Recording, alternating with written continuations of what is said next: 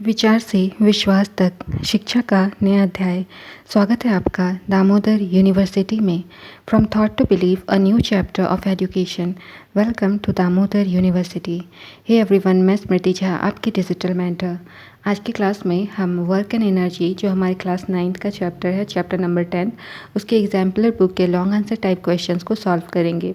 आइए देखते हैं फर्स्ट क्वेश्चन क्या पूछ रहा है। A light and a heavy object have the same momentum। तो यहाँ पर दो ऑब्जेक्ट है, एक हल्का है और एक भारी है, दोनों का मोमेंटम सेम है। Find out the ratio of their kinetic energies. तो उनकी काइनेटिक एनर्जी का रेशियो हमें फाइंड करना है। Which one has larger kinetic energy, और किन की काइनेटिक एनर्जी लार्ज होगी ये बताना है। तो मोमेंटम सबसे पहले हम फाइंड करेंगे। मोमेंटम क्या होता है? Mass into velocity. तो फर्स्ट ऑब्जेक्ट का मोमेंटम हम फाइंड कर रहे हैं, तो माना उसका मोमेंटम p1 कंसिडर किया है, मास हमने m1 और v1 उसकी फर्स्ट की वेलोसिटी कंसिडर की है। उसी तरह से सेकेंड ऑब्जेक्ट का मोमेंटम p2 कंसिडर किया हमने, तो p2 is equal to m2v2 हो गया। लेकिन यहाँ पर कहा जा रहा है क्वेश्चन में कि p1 जो है वो p2 के बराबर है, तो इसके अकॉर्डिंग हमारा ये निकल जाएगा m1 v1 is equal to m2 v2। m1 v1 m2 v2 के बराबर हो जाएगा। अगर p1 p2 के बराबर है तो m1 m2 जो हमारा RHS है वो भी एक दूसरे के बराबर हो जाएगा। तो अगर m1 जो है वो लेस देन m2 होगा तो v1 जो है वो भी v2 से लेस हो जाएगा। तो काइनेटिक एनर्जी फर्स्ट का हम फाइंड करेंगे तो हाफ m v1 स्क्वायर हो जाएगा, m1 v1 स्क्वायर। सेकेंड का काइनेटिक एनर्जी फाइंड करेंगे, ये हो जाएगा हाफ m2 v2 स्क्वायर। तो फाइनल काइनेटिक एनर्जी हम लोग फाइंड करेंगे फर्स्ट बॉडी का, तो ये हो जाएगा half m1 v1 into v1 हम लिख सकते हैं, v1 स्क्वायर है, इसको हम लोग v1 इंटू v1 लिख सकते हैं, इस तरीके से लिख सकते हैं। तो यहाँ पर मास इंटू वेलोसिटी क्या होता है? मोमेंटम होता है, तो इसलिए हम इसको इस तरीके से लिख सकते हैं, half momentum into v1, p1 into v1 लिख सकते हैं। उसी तरह से सेकेंड के लिए फाइंड करेंगे तो हाफ, फिर से हम लिख v2 स्क्वायर को हम लोग v2 इंटू v2 लिख सकते हैं, तो m2 v2 यहाँ पर लिख दिया हमने और v2 यहाँ लिखा है।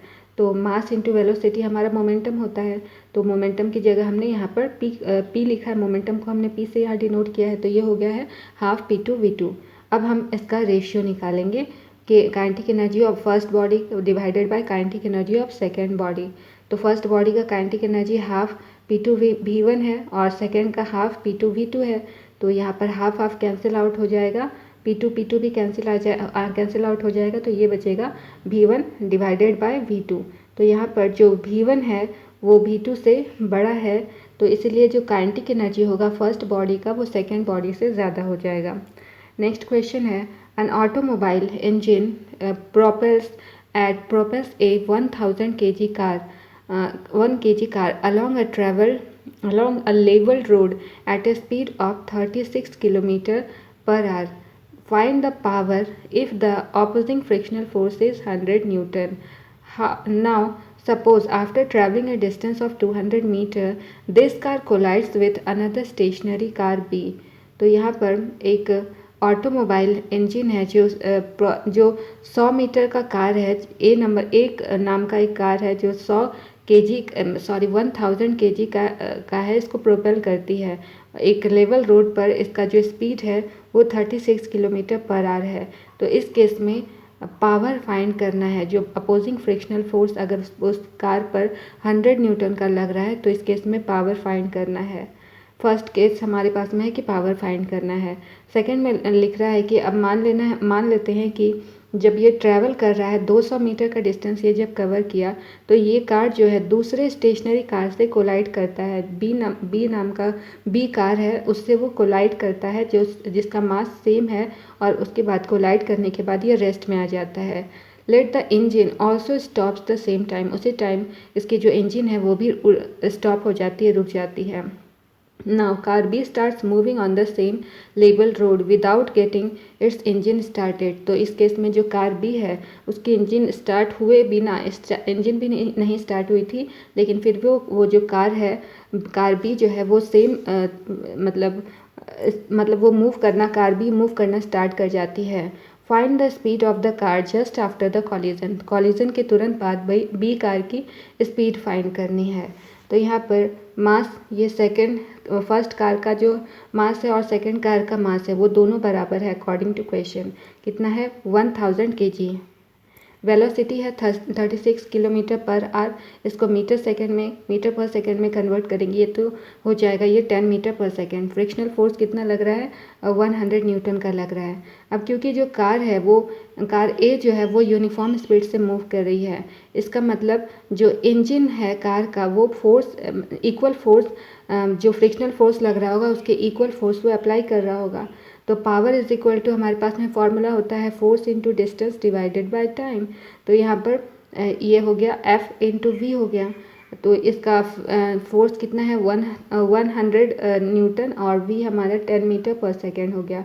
तो यहाँ पर जो पावर हो गया 1000 वॉट का पावर निकल गया। अब कॉलिजन के बाद क्या होता है? जो मास है फर्स्ट बॉडी का और ये सेकंड बॉडी का मास है, मतलब कॉलिजन के बाद ये जो पावर है तो जो हमारा MA/UA हो गया ये फर्स्ट बॉडी का, प्लस M2V2 MB/UB ये हमारा सेकंड में जब ये कॉलिजन हो जाएगा उसके बाद वाला जो भी मोमेंटम होगा उसके बराबर हो जाएगा। तो बाद का मोमेंटम क्या हो गया? MA/BA plus MB/VB। अब यहाँ पर इसका जो वैल्यू है इसको पुट करेंगे तो ये है MA की वैल्यू हमारे पास में है 1000, इनिशियल वेलोसिटी हमारे पास में है 10। उसी तरह से MB की वैल्यू है 1000, इनिशियल वेलोसिटी 0 है। कॉलिजन के बाद हमारा मास जो है वो कांस्टेंट रहेगा 1000 दोनों का ही, 1000, लेकिन जो इनिशियल वेलोसिटी है वो जो फाइनल वेलोसिटी में कन्वर्ट हुई तो कार स्टॉप हो गई थी, तो इसलिए VA जो हमारा है वो 0 हो गया। और यहाँ हो गया VB की वैल्यू हमें फाइंड करनी है। इसको जब हम कैलकुलेट करेंगे तो VB की वैल्यू आ जाएगी 10 metre per second. Next question है, a girl having mass of 35 kg sits on a trolley of mass 5 kg। तो एक गर्ल है जिसका कि मास 35 kg है, वो एक ट्रॉली पर बैठी है जिसका मास 5 kg है। The trolley is given an initial velocity of 4 metre per second by applying a force. तो यहाँ पर जो ट्रॉली है उसको एक फोर्स अप्लाई किया है। फोर्स अप्लाई करने के बाद वो जो वेलोसिटी है 4 मीटर पर सेकेंड की वेलोसिटी गेन कर रही है। The trolley comes to rest after traversing a distance of 16 meter. तो यहाँ पर जो ट्रॉली है 16 मीटर का डिस्टेंस कवर करने के बाद वो स्टॉप हो जा रही है। How much work is done on the trolley. तो ट्रॉली पर कितना वर्क किया गया है ये बताना है। सेकंड है how much work is done on the girl, girl पर कितना वर्क हो रहा है ये बताना है। तो गर्ल का मास 35 kg है और ट्रॉली का मास 5 kg है। Initial velocity 4 metre per second है और फाइनल वेलोसिटी 0 है। और डिस्टेंस कितना कवर किया है इसने? 16 मीटर का डिस्टेंस कवर किया है। वर्क के लिए फॉर्मूला होता है फोर्स इंटू डिस्प्लेसमेंट, फोर्स के लिए फॉर्मूला होता है मास इंटू एसिलरेशन। तो यहाँ पर वर्क के लिए फॉर्मूला क्या हो गया? MAS। तो यहाँ पर एसिलरेशन फाइंड करना है तो एसिलरेशन हमारा final velocity minus initial velocity divided by 2s हो गया। तो इसको सारी वैल्यूज़ को जब हम लोग पुट करेंगे तो फाइनल वेलोसिटी 0 है, इनिशियल 16 है 2 और डिस्प्लेसमेंट हमारा 16 है। कैलकुलेट करेंगे तो ये आ जाएगा माइनस 0.5 मीटर पर सेकेंड। अब इस वैल्यू को हम लोग जो एसिलेशन है इसकी वैल्यू को हम लोग ध्यान में रखते हुए जो वर्क है वो फाइंड करेंगे। तो वर्क इज़ इक्वल टू हमारा होता है मास इंटू जो डिस्प्लेसमेंट है, तो मास हमारा इसको वैल्यू को पुट करेंगे W is equal to MAS हो गया। तो ये M हमारा 40 है, एसिलेशन 0.5 है और S हमारा 16 है। कैलकुलेट करेंगे ये आ जाएगा 320 जूल। अब गर्ल के बारे में पूछा है तो in case the girl not applying any force so work done by the girl is 0। तो गर्ल जो है वो कोई फोर्स अप्लाई नहीं कर रही है, इसलिए उसके थ्रू जो वर्क डन होगा वो 0 होगा। नेक्स्ट क्वेश्चन है, 4 men lift a 250 kg box to a height of 1 meter and hold it without raising और lowering it। तो 4 लोग हैं जो कि 250 ग्राम का बॉक्स को 1 मीटर की हाइट पर लेकर के जाते हैं और बिना उसको ऊपर उठाए या नीचे उठाए उसको वहाँ पर होल्ड करके रखते हैं। How much work is done by the man in lifting the box. तो बॉक्स को लिफ्ट करने में कितना वर्क उस पर्सन ने किया है ये फाइंड करना है। Second, how much work they do in just holding it. तो उसको फिर होल्ड करने में, जस्ट होल्ड करके रखने में वो कितना वर्क कर रहे हैं। और थर्ड निकालना है, why do they get tired while holding it. तो जब वो उसको होल्ड करके रखे होते हैं बॉक्स को तो वो थक जाते हैं, ऐसा क्यों होता है। और क्वेश्चन के अकॉर्डिंग जी की वैल्यू 10 मीटर पर सेकेंड लेनी है। अब फर्स्ट पार्ट में आते हैं तो यहाँ पर force is equal to mass into acceleration होता है। मास 250 kg है, एसिलेशन जी है, तो एसिलेशन जी के बराबर है जिसकी वैल्यू 10 मीटर पर सेकेंड लेनी है। तो वैल्यू पुट करने के बाद ये आ जाएगा 2500 न्यूटन। अब डिस्टेंस हमारा 1 मीटर है तो work is equal to force into displacement होता है। वैल्यू पुट करेंगे फोर्स की और डिस्प्लेसमेंट की, तो फोर्स 2500 इंटू डिस्प्लेसमेंट 1 मीटर, तो ये आ जाएगा 2500 न्यूटन मीटर, या फिर हम इसको 2500 जूल भी लिख सकते हैं। ये फर्स्ट केस का हो गया। सेकंड में कितना वर्क वो निकाल रहा है, उसको जस्ट होल्ड करने में कितना वर्क कर रहा था ये फाइंड करना है। तो यहाँ पर वर्क डन जो है वो ज़ीरो हो रहा होगा। क्यों? As the box does not move at all while holding it. तो जब उसने बॉक्स को होल्ड किया था तो किसी तरह का बॉक्स में मूवमेंट नहीं हो रहा था, इसलिए यहाँ पर वर्क डन जो है वो ज़ीरो हो रहा था।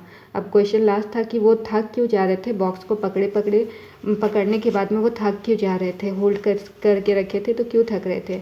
आंसर है in order to hold the box man are applying force which is opposite and equal to the gravitational force acting on the box. तो यहाँ पर जब वो बॉक्स को होल्ड करके रखे हुए थे तो वो एक फोर्स अप्लाई कर रहे थे, होल्ड करने में, बॉक्स को होल्ड करने में फोर्स अप्लाई कर रहे थे, और वो फोर्स जो है ऑपोजिट और इक्वल लग रहा था। जो हमारा ग्रेविटेशनल फोर्स उस बॉक्स पर लग रहा था उसके जस्ट ऑपोजिट और इक्वल फोर्स मैन अप्लाई कर रहे थे। While applying the force muscular effort is involve. जब फोर्स अप्लाई कर रहे थे तो वहाँ पर मस्कुलर एफर्ट लग रहा था, इसीलिए वे लोग जो है वो टायर्ड हो गए थे, थक गए थे। नेक्स्ट क्वेश्चन है व्हाट इज़ पावर। पावर क्या होता है। How do you differentiate kilowatt and kilowatt hour. तो किलोवाट और किलोवाट आवर को आप कैसे डिफ्रेंशिएट कर सकते हैं। तो यहाँ पर पावर क्या होता है। Power is the rate of doing work. तो काम करने की जो क्षमता होती है उसे हम पावर कहते हैं।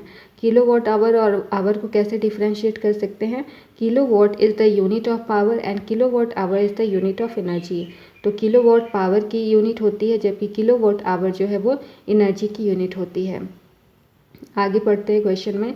The Jog falls in Karnataka state are nearly 200 meter high. तो कर्नाटका स्टेट में जो जोग फॉल है वो 200 मीटर ऊंचा है। 2000 tons of water falls from it in a minute. तो 1 मिनट में यहाँ पर 2000 टन वाटर जो है वो नीचे आता है। Calculate the equivalent power in all if all its energy can be utilised. तो अगर पूरी की पूरी उसकी एनर्जी को हम लोग यूज़ कर लेते हैं तो उसका जो पावर होगा वो हमें फाइंड करना है। जी की वैल्यू 10 मीटर पर सेकेंड लेनी है। तो पावर, तो अकॉर्डिंग टू क्वेश्चन इसकी जो हाइट है वो 20 मीटर है, मास 2000 टन है। टन को हम लोग केजी में कन्वर्ट कर रहे हैं तो इसको 10 टू द पावर 3 से मल्टीप्लाई करेंगे, ये आ जाएगा 2 into 10 to the power 6 kg। अब पावर इज इक्वल टू, हमें पावर फाइंड करना है तो mgh बाई टाइम हो गया। तो ये हमारी सारी वैल्यूज़ को हम लोग पुट करेंगे। तो मास है 2 इंटू 10 टू द पावर 6, जी हमारा 10 है और h 20 है, डिवाइडेड बाय टाइम हमारा 60 एंड 60 हो गया। तो ये टोटल हमारा, इसको कैलकुलेट जब करेंगे तो ये आ जाएगा 2/3 into 10 to the power 7 watt. Next question है how is the power related to the speed at which a body can be lifted. तो किसी बॉडी को लिफ्ट कर रहे हैं तो उसका जो पावर है, कितना पावर वहाँ पर यूज़ होगा ये फाइंड करना है।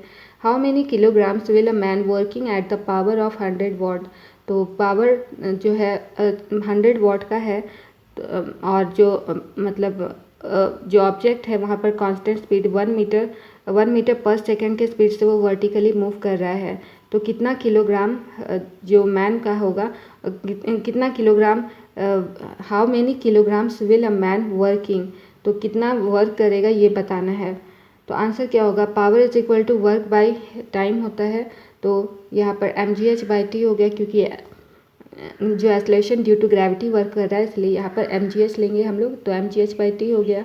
तो यहाँ पर इसको हम लोग इस तरीके से भी लिख सकते हैं mg into H by T.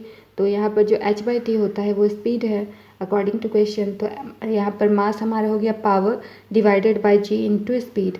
तो पावर 100 है, जी 10 है और स्पीड 1 है, तो इसको कैलकुलेट करेंगे, ये आ जाएगा 100 kg। नेक्स्ट क्वेश्चन है डिफाइन वॉट। वॉट क्या होता है। 1 watt is the power of an agent which does work at the rate of 1 joule per second. तो 1 जूल पर सेकेंड का वर्क करने में जो एनर्जी लग रही है उसे हम उसे हम 1 वाट पावर कहते हैं। नेक्स्ट है express kilowatt in terms of joule per second.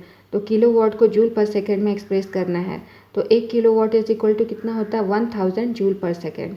Next question, next part है इसमें, अ 150 kg car engine develops 500 watt for each kg. तो यहाँ पर एक कार इंजन है जो कि 150 kg का है और ये हमेशा हर एक केजी पर 500 वाट का जो पावर है ये डेवलप करती है। What force does it exert in moving the car at a speed of 20 meter per second. तो कोई कार है जो कि 20 मीटर पर सेकेंड से मूव कर रही है, तो उस पर कितना फोर्स ये लगाएगा ये फाइंड करना है। तो according to question total power जो है वो कितना है 150 इंटू 500 वाट। तो यहाँ पर ये जो कार है वेट का मतलब जो कार है, कार का जो मास है वो 150 है और जो वाट इसमें कितना एनर्जी अप्लाई कर रहा है वो 500 है। इसको मल्टीप्लाई करेंगे तो ये आ जाएगा 7.5 इंटू 10⁴ वाट। तो force is equal to power by velocity होता है, पावर है 7.5 इंटू 10⁴ डिवाइडेड बाय वेलोसिटी है 20। इसको कैलकुलेट करेंगे तो ये आ जाएगा 3.75 इंटू 10⁻³ न्यूटन। तो फोर्स यहाँ पर टोटल हमारा निकल गया है 3750 न्यूटन। नेक्स्ट क्वेश्चन है compare the power eight which each of the following is moving upward against the force of gravity. तो यहाँ पर पावर फाइंड करना है, ग्रेविटी के अगेंस्ट अगर वर्क हो रहा है तो क्या केसेस है। पहला केस है a butterfly of mass 1 gram that flies upward at a rate of 0.5 metre per second. तो यहाँ पर बटरफ्लाई का मास जो है वो 1 ग्राम है और ये जो है अपवर्ड डायरेक्शन में फ्लाई कर रही है 0.5 मीटर पर सेकेंड की स्पीड से। तो इस केस में पावर फाइंड करना है, पावर इज इक्वल टू क्या होगा, power is equal to mg into velocity, g 10 metre per second लेना है। तो यहाँ पर m हमारा 1/1000 है क्योंकि 0.1 ग्राम है, तो इसको हम लोग कन्वर्ट कर रहे हैं तो ये हो गया 1/1000। g हमारा 10 है और वेलोसिटी हमारा 0.5 है, तो 0.5 है, इसको हम लोग कैलकुलेट करेंगे ये आ जाएगा 5 इंटू 10⁻³ वाट। नेक्स्ट है a 250 gram squirrel climbing up to a tree at a rate of 0.5 metre per second. तो स्क्वायरल का वेट इसमें दिया हुआ है 250 ग्राम और यहाँ पर ये ट्री पर 0.5 मीटर पर सेकेंड के रेट से ये मूव कर रही है। तो पावर निकालेंगे तो ये हो गया, इसका वेट है 250 ग्राम है, तो इसको हम लोग 1000 से डिवाइड करके कन्वर्ट कर देंगे और जी हमारा 10 है और इसका स्पीड 0.5 दिया हुआ मीटर पर सेकेंड। तो इसको सारी वैल्यूज़ को हमने पुट किया है, कैलकुलेट करेंगे तो ये आ जाएगा 1.25 वाट। तो इस तरह से हम कह सकते हैं the power with which the squirrel is climbing is much higher than that of a butterfly flying. तो बटरफ्लाई के कंपैरिजन में जो स्क्वायरल है उसका पावर ज़्यादा है। तो यहीं पर हमारी आज की क्लास एंड होती है। यदि कोई भी डाउट हो तो आप हमारे डी के कमेंट सेक्शन में अपना सवाल ज़रूर पूछिए, मैं हर एक लर्नर को रिप्लाई देने की कोशिश करूँगी। Okay then keep learning keep growing only a day. You see you soon in the next class. Thank you, bye bye.